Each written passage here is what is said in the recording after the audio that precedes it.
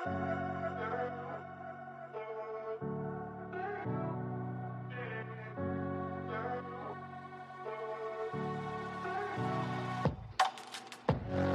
and welcome to Curious Conversations, the podcast where curiosity meets connection. Thanks for joining as we discuss captivating stories and ideas and engage in thought-provoking conversations with experts, enthusiasts, and everyday people. We hope to ignite a curious spirit as we embark on a quest for understanding, one curious conversation at a time. So let's jump in this together. Welcome to the world of Curious Conversations.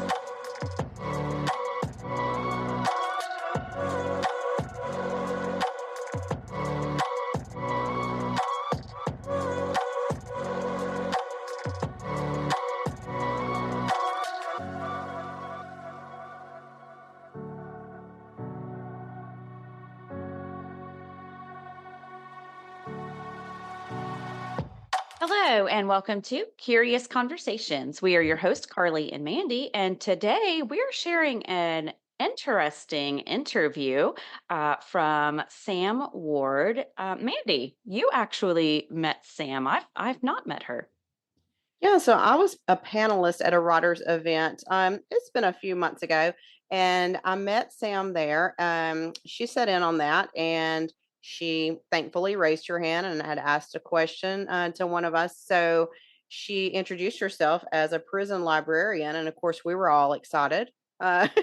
because that's very interesting and right up the alley of writing. So I had to pull her aside afterwards. I'm like, I'm part of a podcast. We need to know about this. Yes, yeah, I love it. When you first brought that to the table, I thought, oh, I'm all in, Yeah. because it's interesting. It's an interesting topic. And of course, as writers, we love libraries, anything book related. Oh yeah. So that was super cool. But just let me ask you, do you know anybody who's ever worked at a prison, like in any capacity? Not on a personal level, no, but a lady that went to my old church, she worked as a corrections officer. And her stories, I'm sure, are much different than Sam's. She was in a maximum security prison, one that's kind of local-ish to, the North Georgia area. Um, and I think there's a lot of issues that go on there. And she was a tough lady, I'll say that. She was very tough and dealt with a lot of stuff. So some of the stories she had to tell were a bit shocking, Yeah. but she loved her job. So is she still around? Has she passed or is she available at any given moment? And, I don't even remember her name. And so I don't know if she's still there, but you know what? I'll do some digging because I would love to talk with her. Well, wouldn't it be neat to have some comparisons? Because it's like I was talking with Sam, prisons are different, different Hmm. situations. She's working in a different capacity. They're all glad she's there. You know what I'm saying? Right. Yeah, exactly. um, Exactly. that could be fun. So what about you? Do you know anyone? I don't. Yeah, I don't. I've known some police officers, but that might have manned the jail at some point, Sure. but no, nothing like that. I don't know. Maybe I know more criminals than people Nah, working in the prison. you're on the other side of the Maybe. fence. Uh-oh. I didn't really say that. But yeah, Well, so I did want to ask you, prior to meeting Sam, did you know there was a job titled prison librarian? no. So Me yeah. either. Okay, you didn't either. I was hoping I wasn't just, living in a box. No, you hear about people that are serving time and they come out and they've done a lot of reading and they're more educated and they take classes. And so, there's always an idea there that there's some books, but I'm literally thinking of like a tiny little room that's pretty dusty with some old outdated books in it. I just never imagined that it was a whole thing. There's a library system within the prisons. Yeah, so I don't know if you ever saw Shawshank Redemption, which was based on a book by Stephen King, but there's like the little rolling cart of, pick a book, we're coming through, Yes. sort of an old fashioned kind of idea. And that's what I thought was the the way that it was. I don't know. I'm sounding dumb out there to somebody who's like, "That's a whole thing, lady." But you know what? I I knew that you could check out a book because I've known of people who, have been incarcerated and they would check out a book. They would, but it's not like this. This was a bigger deal.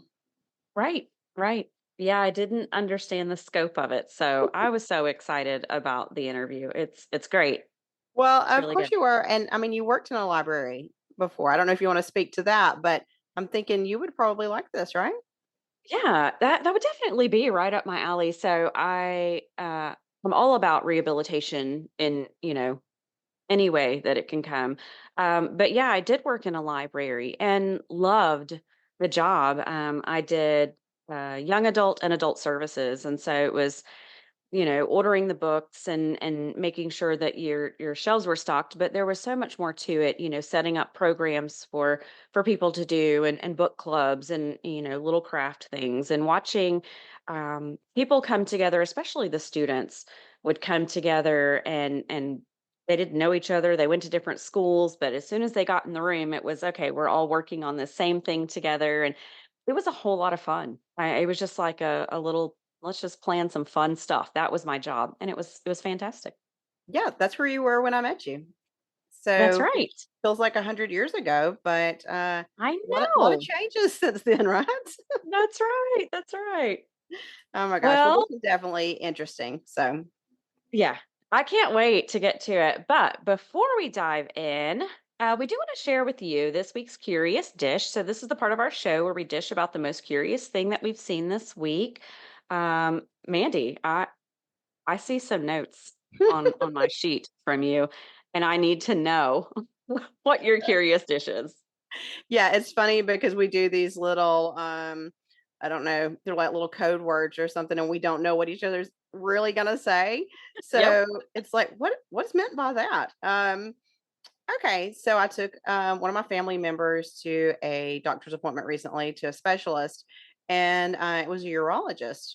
Well, that's not really fun. You're not looking forward to that appointment. And, you think when you go to the doctor's office, back in the back, they've got a picture of like seagulls or maybe a sunrise. Oof, You've seen that, these little absolutely. generic pictures to make you feel comfortable and safe.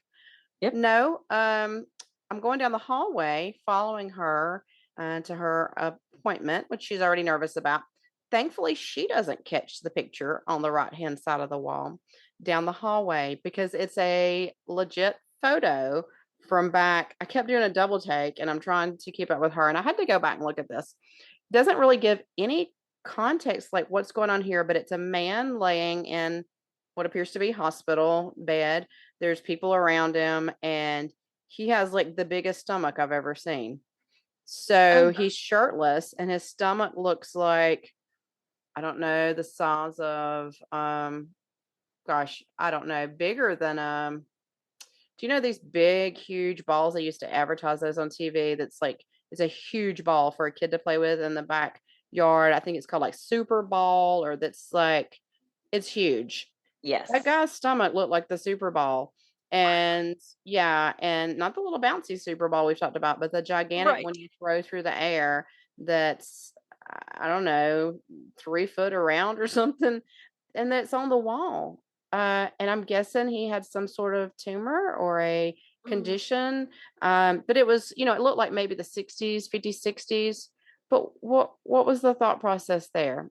Like, So this was an actual photograph. This wasn't. yeah. Yeah, mixed Oh. in with, like, the generic ones. It was just there on the wall, like, "I don't know, this could happen to you. Why didn't you show me the after picture that, 'Look what we can do. Look how far we've came.'" Yeah, I don't I was thinking, "God, please don't let her see this picture." I don't know what that No. was, but it was creepy and alarming, and if you've ever seen those pictures where they're standing around proud, like, "You ever seen anything this big, guys? This is huge." Look at what I was dealing with. Yeah, we're fixing to puncture this sucker. It's gonna blow up.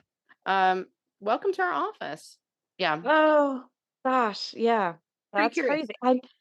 I knew it was gonna be good because your keyword just says, "Pick the urologist," and I thought, "Oh, no." It's just Well, never fun. The appointment turned out really good, so I was like, "Don't look at that picture on the way out. It's gonna wash all that away." well, yes. What do you So I'll have? definitely keep my eyes to the left if I'm walking down Yeah, that hallway. yeah. Don't look. Divert your eyes. Golly, I don't know what was going on there, but do you have something equally weird or something uplifting? Oh, so mine, he was very curious to me. It's probably not curious to most of the world, and I need to know if you knew this or not. But so mine is all about coconuts. Um, I went to Florida recently, Mhm. and there was a big truck with stuff in the back. It's like a lawn care kind of truck, and so where we are in North Georgia, you would see like parts of pine trees and stuff, but there it was coconut trees. Uh, I didn't know they were coconuts because they were green, and I thought coconuts were brown Um, and yeah. small. I thought they were just like little tiny round brown things that pool water came out of. Yeah, Um, just Coconuts have ready. a big, giant, ugly green outside shell. Did you know? No, I don't know what's going on. I just told you I didn't know about librarians and such. No, I did not know that. I've never seen an actual coconut tree. I was shocked. My fiance said, "Oh, hey, there's coconuts," and I was like, "Those aren't coconuts. Those are not. I don't know what those are, They're big but they're not limes. coconuts. They look more like unstriped watermelons." So he did. Oh, He asked the guy. He said, "Can I take one of those coconuts?" And the guy was like, Sure." They're yeah. gonna trash them. And we cut it open. And it's a little coconut, but it's inside of this big old ugly thing. I had What? no idea. I know. I just buy No. them from the store. Publix, they're just small, round, pretty brown Yeah. coconuts. That's That's not not how they how come. that's not how they show it like on Scooby Doo or anything. Well well, I have one for you. Hey, I'm I excited. brought one home. Yeah, so I have a coconut for you to play with. Oh, that's so much fun. So yeah, I love anything like that. I like tropical stuff, like tropical foods and things like that because it makes me think that I'm at the Mm, beach. That's a yeah, very kid thing to say, but and one time me and my dad found a coconut that washed up when we were at the bay. And I was so excited. I brought it home. It sat like on our back porch for a really long time. It was because who knows how old it was, but it was beat up and it was the brown fuzzy thing. So I thought right? it was ready, but it was old. And I kept it for a while. It finally had to go, I guess. Well, I thought that's how they came, but no, that's because somebody dug it out of a green, ugly shell. Oh It's gosh. different. It's strange. But Well, I learned something new. So that was very curious to me. Everybody else in the world probably already knew that, but you're an adult and you learn something and it's like, "Oh, I probably should have known that." so I'll share a quick embarrassment so you feel better about yourself. Thank you. One time we years ago, we usually do like a vegetable garden. We have flowers, stuff like that, but we usually do vegetables. And early on, when we were still making our way, um, you'll have some seeds that'll just sort of sprout on their own, and you're like, it was got thrown about, or maybe you dropped some seeds here and there, but some will come back without you planting those. Um, we get this plant not in the garden section, and we're like, oh my gosh, what is this? And we're really excited, and we're waiting to see it grow and get bigger and bigger. And we think, oh my gosh, is this a watermelon, right? We're like, this is a Sure. watermelon.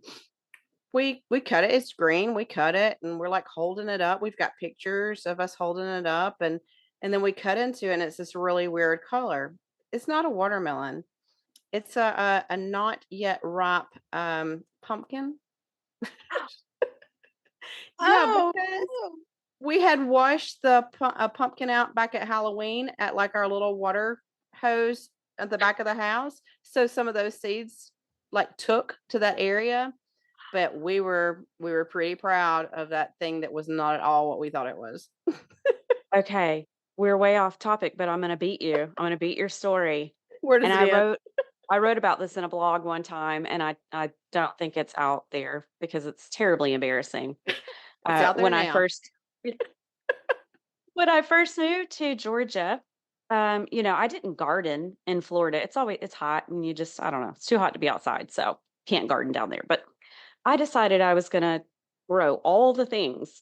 Mhm. Um, and so I planted a bunch of different things. And I had a couple of things that came up and thought it was great, but for the most part, I didn't do so well. I didn't really look into it. It was time to start throwing stuff in the ground. And I was like, here, I'll just, you just put seeds in there. I Yeah, don't know. And we this get stuff comes something. up. Yeah. Well, I had a whole lot that didn't come up. And so the next year, it was a kind of a raised bed, and I was going to use the same area and just clean it out. I found millions and millions of onions. Apparently, those grow underground. I never saw them. Nothing ever came up. So the next year when I'm cleaning out the bed, I was like, oh, it's a It's whole lot of fragrant. onions that didn't come up. Oh, yeah, you have to work for them a little bit. I now grow onions just fine. I know how to do it Yes, now. I know. I'm sure you're a pro with the onions. Yeah, well, we don't know all these things. Sometimes we just want to go at it, We don't do the planning. We I just like to do learn. it. Yeah, I like to learn by experience. I'm a very kinesthetic learner, hands on, let me dig in and figure it out for myself. So, Yeah, like I don't read instructions, recipes. mm-mm. I don't do that kind of stuff. So, you found out, didn't you? I did find out. I did find out. And now everybody gets a laugh because of it. So, there we go. There. Well, I just love that we're transparent and we are secure with ourselves. Exactly. Exactly. We're into onions and pumpkins, and we're supposed to be talking about prison librarians. That's right. Yeah. Let's jump back into that topic. Yeah. So, yeah, we're talking about a prison job that I didn't even know existed. And we have an amazing interview to share. Again, I knew there was reading and studying materials in prisons. I didn't realize, exactly um, what they had in their hands, within the system. I will say, I tried to deliver a care package to someone, and she was I think it was more of like a women's jail or correction. I don't really know the difference too much, but she was locked up for something that she was serving time for, and I was working in ministry at that point, and so I put together a whole little care package and tried to deliver it to her, and most of that care package went home with me. You can't give prisoners money, which I thought was weird. You can't give them ink pens. There's, like, so many little things that the notebook that had the little spiral bound, nope, that was a no-go. I mean, they were just, "Here, take this back, take this back." Everything went back to my car just about except for the books that I had purchased. And I thought, "Well, that's good enough." I love to see books going anywhere, so I thought that Yeah. was really Yeah, it's because you're just not thinking that way. yeah, They're having to be you know, consider every single thing. right. And we're not thinking about that. We're like, they would like this. Can I give Yeah. them this? I picked out the cutest things, but whatever. Yeah, don't they need to shave? I mean, I brought a Yeah, whole box here. It's not we're not thinking the same. We have good intentions. right. Yeah. Well, let's find out a little bit of what all she gets into, and then I want to make sure before we close some of the things she's involved in and give some credit there. So, if we just want to go ahead and listen. Awesome. Yep.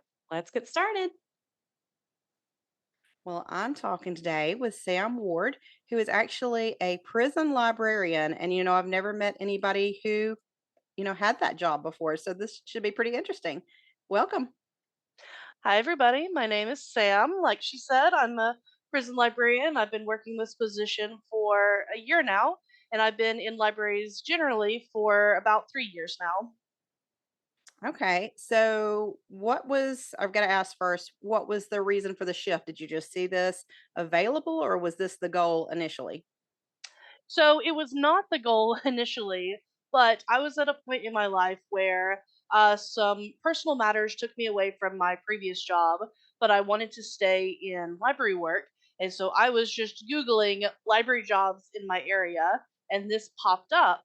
And it was a type of job that I had heard about previously in my master's classes, talking about special libraries, that sort of thing. And so that kind of stood out to me in the list of, oh, that's interesting. I didn't even know that we had a prison near us, to be perfectly honest. And then looking further into it, the more I heard about it, the more interesting it became to me. And I just went from there. Well, it was certainly interesting to me to find out this is what you do. I've got a lot of questions, and we cover all kinds of curious things on here. Now we're looking at jobs. We've talked about jobs before. We've talked about true crime. We've talked about the judicial system. We've kind of been all over the place. We do a little bit of fun, quirky, and a little bit of spooky, and you know I'm not quite sure where your position falls in. Do you have, would you say that you feel safe? Is it I'm sure it's interesting, but do you feel safe in your environment? Yeah, so my particular facility is different from the rest. And actually, before I start getting into stuff, I have to make the little disclaimer Sure. that any statements or opinions that I say today, they are strictly my own. They do not represent my employer, the facility, or the Department of Corrections I work for. So, with that said, the facility that I work for in particular is different from your average prison.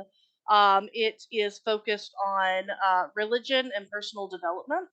And so basically, what that means is that everyone who comes into this program, they were originally at a different facility, and in that facility proved that they were focused on their own rehabilitation, doing better, learning from past mistakes, that sort of thing. And so this program kind of gives them a leg up in that journey and kind of helping them with that process and being better prepared for when they are released and in the free world. So with that being said, I do feel very safe at my facility, and that is something that I'm very lucky to have. I don't have to worry about, guys having weapons or there being drug issues or gang wars or any of that stuff. Like all of that is unheard of at my particular facility, where it is still a thing at your average prison. So yeah, definitely feel very safe there. Yeah, so I love that when there's, because prisons really vary. And you hear a lot of stories, and of course a lot of that's been glamorized, and unless you have a personal connection, you don't know really what's going Hmm. on. But I do know that there are some facilities that have a better plan in place, and they're more structured. And so I love to hear that, because I'm all for rehabilitation. I'm all for, a fresh start, and there has to be some structure to that, so I like to hear the inner workings of things as much as you're willing to share. For sure. So it's how they kind of set it up. It's very much kind of like you would a school. They have their classes that they take each quarter. There are the required classes, which are focused on that personal development. So some of them include like family relationships, mental health, that sort of thing. And then you have your electives, which are kind of the fun classes, which I actually teach one of those electives. We just call it book club. And each quarter, I go over a different subject. Last quarter, we went through this book called The Sentences That Create Us, Creating a Writer's Life in Prison. And then this quarter, we're going over a lot of short form content, so like poetry, short stories, journalism, news, that sort of thing. But yeah, that's kind of the structure that they use to facilitate the personal development and growth. And of course, like I said, it's also very religious based. So we have a lot of different church services and worship services. Majority of our guys, oh, and I should say this is a male facility. Majority of Okay. our guys, I totally forgot to say that at the beginning. But yeah, majority of our guys are Christian, but we do also have smaller groups who practice Islam, Judaism, Wicca, Asatro, which is worshiping the Norse gods, etc. So it's a very diverse group, even though, like I said, majority are Christian. But they make room for all sorts of religious practices. And we have some guys who are not religious as well, but they are focused on just the personal development. Okay. All right. Well, yeah, I love that because things don't just magically fall into place. I would think that kind of structure has to be rooted somewhere. Um, so, I like that there's a religious, I guess, grounding there. But yet at the same time, like you said, diverse.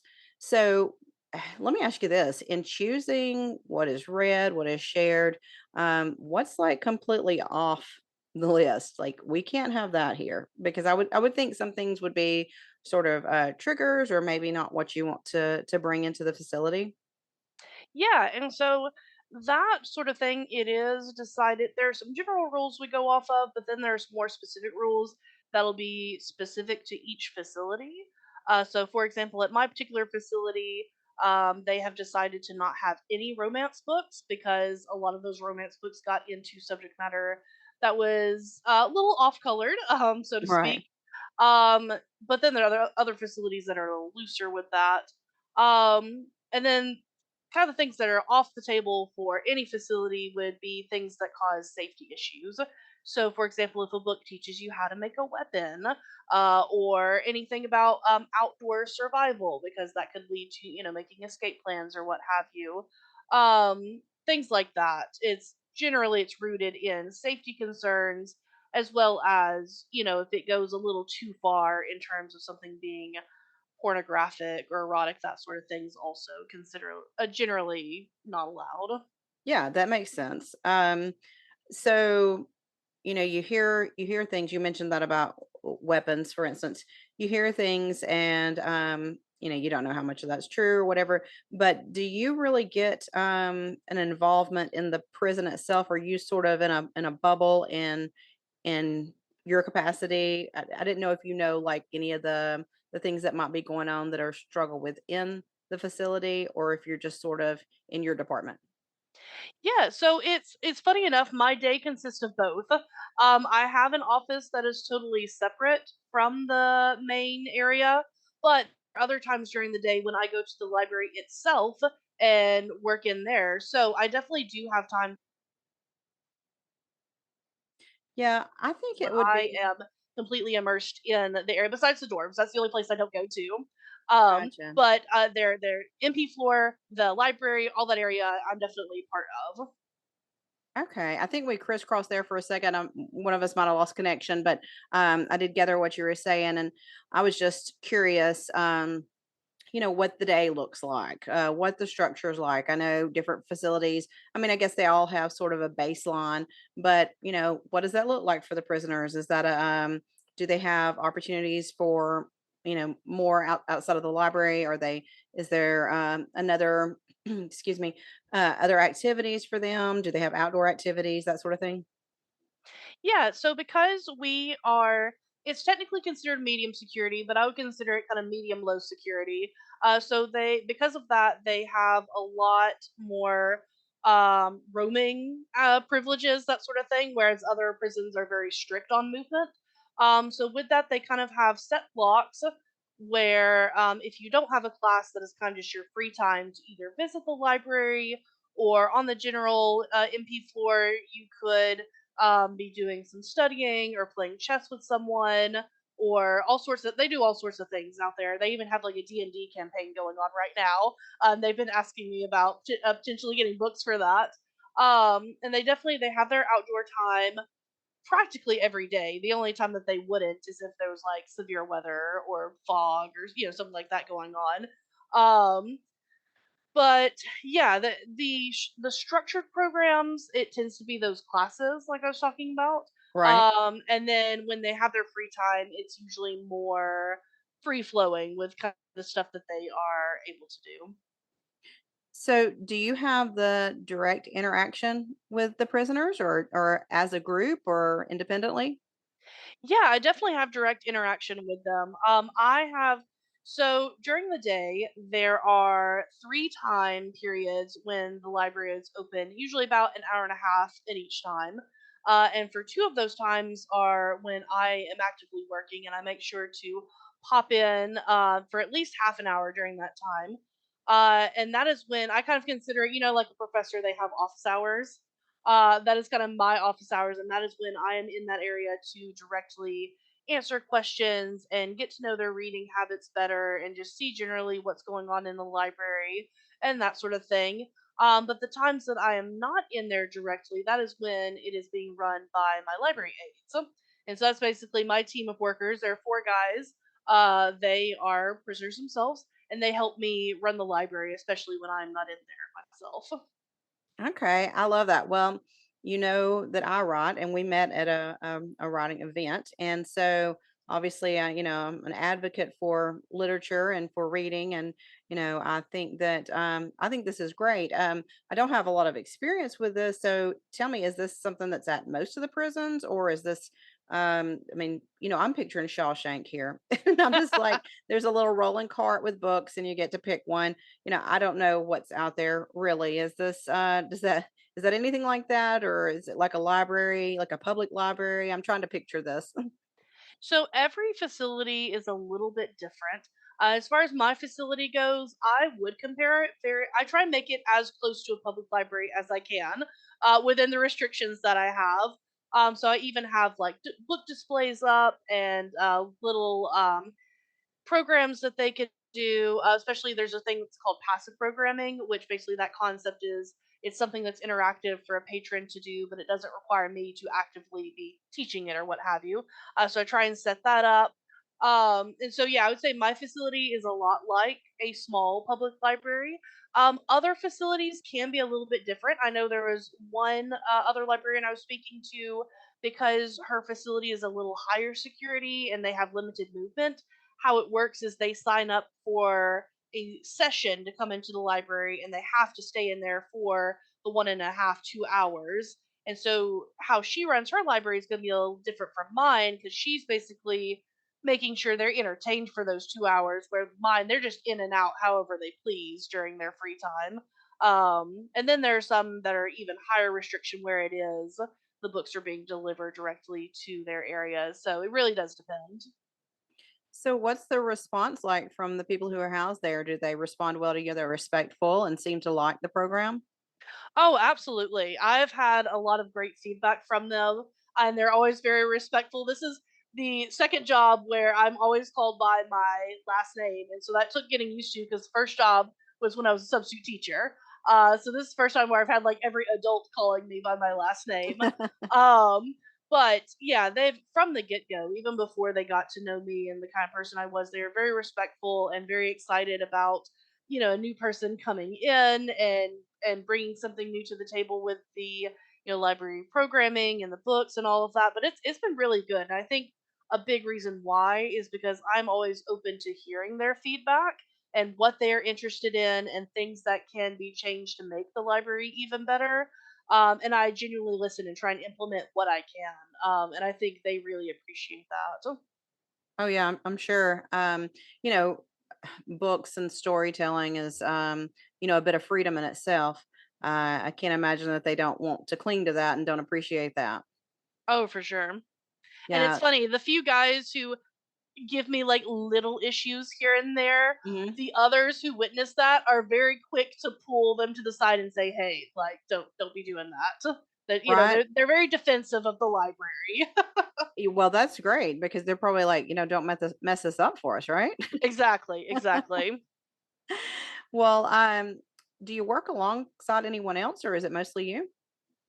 It is as far as the library department, it is just me. I am technically the library is considered a subset of the education department. So I do sometimes work with our GED teacher that we have, and actually she was a librarian before I came in, so she was a huge help as far as teaching me the ropes and helping when I had any questions and that sort of thing. But technically it is just me and my library aides as far as people directly working for the library. Let me ask you, are there any specific genres or authors that they lean towards? I mean, that are more popular than the others? Yes, I would say the ones that stand out to me is being like the favorites. We have a big group of sci-fi fans. They Okay. love that. A big group of manga fans, which apparently I'm the first librarian who already knew what manga was coming in, and so they were very excited about that. That they didn't have to explain it and prove that it wasn't weird. And we have our older gentlemen. A lot of them really like westerns. Yeah. And then of course there's the popular authors that they like. Funny and probably the most surprising one was Nicholas Sparks. That they love those like emotional reads as well. And they explained it to me at one point. They were saying the reason why we love those like feel good emotional books is because it is something different than what we generally have to face every day. You know, Yeah. it is kind of like you were saying before, kind of that escape. That's why they like genres like that. Yeah, that makes me sort of sad to think about. Well, it's all sad, but this is a good aspect of it. You're bringing something good. But just the idea of somebody clinging to something like home, clinging to something good and healthy and safe, and um, that makes sense to me. Yeah, and I kind of that is something that I, especially when I was considering the job in the first place, that is something that I wrestled with because I have my personal thoughts and opinions about the prison system in general. Hmm. I think it needs a lot of work. I think this facility in particular kind of shows what more facilities, in my opinion, should look like as far as that, focus on rehabilitation rather than kind of a punitive approach. But that was something that I kind of wrestled with, of kind of the, like you said, the sad aspects of this. But I like that my position, especially, is helping rather than hurting with, any issues that are still in place. Yeah, I can appreciate that. It's hard when something is touching to not take a side, to not have an opinion about that. But I'm guessing there has to be, some level of neutrality there. But totally get that. Well, you're doing a good thing, and I think this is great. I love it when things like this are in place. And let me ask you: is there anything like? Does the library incorporate like a GED program? Are there any kind of those kind of things other than the reading? So our education department for sure has a GED program. That is kind of their top priority is helping everyone get those GEDs. So that because that I feel like that is kind of baseline as far as setting someone up for success afterwards. Is having that piece of paper and having that baseline education. As far as the library's involvement with that, there are times when she will send students over my way and say, "Hey, this person kind of needs some books that's on a certain reading level and helping with his literacy rates and that sort of thing." We also have a small population where Spanish is their first language. And so we have books that help with that as well, kind of crossing the bridge from, becoming bilingual, as well as giving them books that are already in their native language. So I help with those little gaps that are there. Yeah. Okay. Well, I don't know, how far up, you can move within that position. Are there higher positions within the library? And, is there, like, I guess what I'm saying is there a plan in the future where you might could be, and have more charge and more say of the programs that come in there? Well, at my particular facility, I would say no. We do kind of have a ranked system. So after a year of doing this job, I went from librarian one to librarian two. But with that, basically my duties stayed about the same. As far as kind of going up in position, the only other position I know of that would be higher while still in the state system would be the state librarian. So she is the one. She's kind of the support. I say she because she's a she right now. She's the support system for all of the librarians across our system. Um, but besides that, there's not a lot of a kind of a ladder to go up, so to speak. Gotcha. Well, just hypothetically, is there something that you, if you had the say, is there something that you would like to see there that's not already in place? Well, I think I would like for there to be a little more standardization. so to speak, because I will say that a lot of what I do is just up to me. And of course, I'm doing my best, and every other librarian is doing their best when it comes to policies that are put in place. Or, for example, earlier we were talking about books that are and aren't allowed, things like that. Um, and I've heard a lot about how things vary wildly from one library to the other. And I think one thing that would be super helpful is if we all got on the same page when it comes Yeah. to how we do certain things. And obviously, certain facilities are going to have different needs and different patron wants and that sort of thing. But as far as policy is concerned, that's something that I think should be as standardized as possible. I'm excuse me, I'm guessing, but could be wrong. But I'm thinking maybe you don't know the criminal history of these people. Is that right? I mean, that's Um, not something you're privy to. Technically, I do. Okay. I do have access to those records. I don't seek it out. But it is kind of something that, because a part of my job is also I do a little bit of paperwork stuff. So sometimes I do run across it when it shows up on their paperwork. But that is just something, as far as my interactions with them, it's something I'm aware of. But sometimes, in order to do my job effectively, I kind of have to separate, you know, Yeah, myself from that knowledge, just to, like I said, be professional and do my job the way that I need sure. to. Yeah, that makes sense. I've corresponded with inmates in the past, and I just was curious if you did have that information, if you were surprised, like, oh, I wouldn't have thought that person was like that, because you're interacting from a different um, perspective, maybe. 100%. Especially because the guys that I would say I know the best, just because I interact with them so much with my library aides, and I did eventually find that information about them. And yeah, because they are so far along in their rehabilitation journey, Hmm. I never would have guessed, like you said, where they were at the beginning of all of that. And it's kind of one of those things where it makes you think about, I'm very when their victims are involved, I know that the victims have to have such a totally different, understandably, perspective of these people. And there's kind of that dissonance between, like, how I view them now versus how I'm sure that person views them still. And so it's just like a weird position to be in, I feel like. Yeah, I mean, even on a smaller scale, I think that most of us can relate to looking back through our lives. It might not have been criminal behavior, but there's aspects of ourselves that we think, wow, don't really relate to that anymore. That was, rather people didn't know that. Oh, for sure. Or maybe I'm just talking about me. No, I have some of those moments too. Yeah, yeah. Well, like I said, I'm all for second chances, and I'm thankful for third, fourth, and fifth chances in Same. this life. So, I love programs like that put in place. Well, before we close this conversation, which I really appreciate talking to you, I've got to ask, with us having curious conversations here, do you have any stories or any situations that ever came up that was strange, odd, scary, or even any vibes within the prison? Is there anything like that, or has it been a low key good thing overall?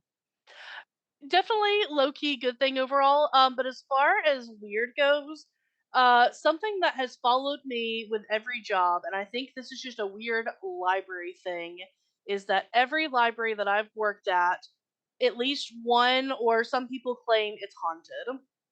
And this library is no different, because my library aides have stories of when they'll be there like early in the morning, and suddenly a book will fall off the shelf that should have been, securely in place. Or they'll Okay. hear a weird, like, whispering going on. And that is the type of thing that like I said, every library I've worked at, there's always some sort of ghost story that's going on. And I don't know what Okay. it is about libraries, but it would not surprise me if that continued with any library I work at in the future. There's just something about all those books. It just brings the spirits out, I guess. Well, it's certainly coming from a lot of different angles when you have a large collection of books. But so what I hear you saying is it's not the prison, it's not the prisoners, it's the common denominator is you. Is that right? I'm wondering. I'm starting to wonder. Okay. Well, hey, as long as it's friendly and things stay safe, you're good, right? So far, so good. Well, I think you're doing a great thing, and I appreciate you being on here sharing that with us. And I hope we'll talk in the future. Thank you. I really appreciate it. Sure. Okay, well, I just want to say I may have found a new calling. Um, she presents that so well. I She did a know. great job. She was ready. She was ready. She was ready. I feel like maybe she's done that a time or two. Right? Um, we had talked about I worked in a library at one point, and I believe that that building may have been haunted. So I'm Right? right there with her. Yeah, that was interesting. I thought, oh, we're ending on this, and that's great. But now I have more questions. Tell me more about that, and let's discuss Yes. why that would be. And she seems to think that was something has something to do with her because it's happened more than there. So I was Sure. curious about that. Goes into Yeah. a whole different way there. That's a whole other episode. It is a whole other episode. I'd mentioned to her though, about people who want to get involved because seriously, it's a really good thing. And, I believe in the power of reading and writing and, sharing something from the outside with these people who need to be rehabilitated and at whatever level. And, you just can't do that within stony walls and nothing. She said that about liking that they like the soft books, the sweeter stories. And that was touching Mm, to me yep. because that makes sense that they would. But anyway, I had asked her, how can people get involved, and she was suggesting the Prisoner Correspondence Project. That's a program she thought that listeners might want to look into. Also, living close to a prison facility, if you do, I'm sure they all vary, so you would want to look into what you would do there. But I know I've heard of like ministers and all reaching out and taking Bibles and such. I don't know what all the rules are. And that's locally, but I don't know what the rules are on different kinds of materials. But this is somebody who likes to write. She's a librarian. She has justbeyondthepages.com. That's something I would encourage people to go to.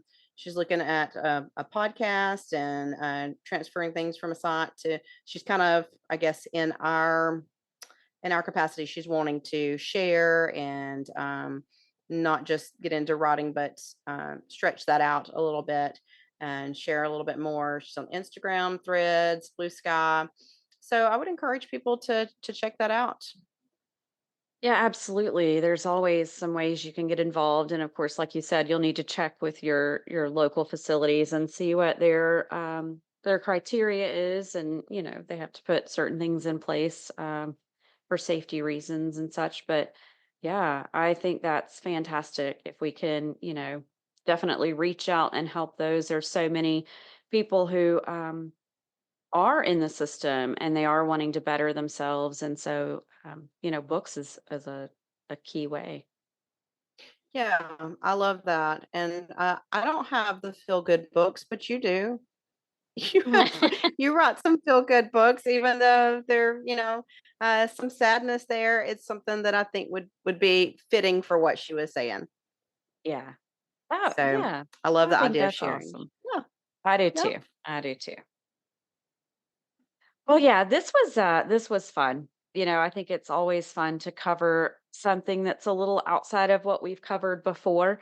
Um, Yeah, this was great. And I think we should definitely do some more episodes on curious jobs. I think that'd be a lot Right. of I fun. think so too. Yeah. Yeah, Sky's the limit there, right? absolutely. All right. Well, so that's our call to action. If you have a really cool or unique job, or you know someone who'd be willing to speak with us, just give us a story or two, or maybe an interview. We want to know all about it. Drop us an email and be sure to listen back because we're gonna present some of these fascinating jobs in the future. So you don't want to miss it.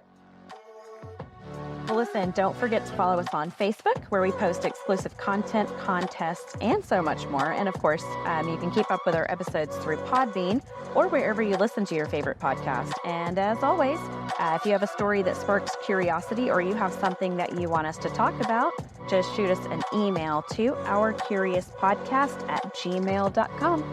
We'll see you next time.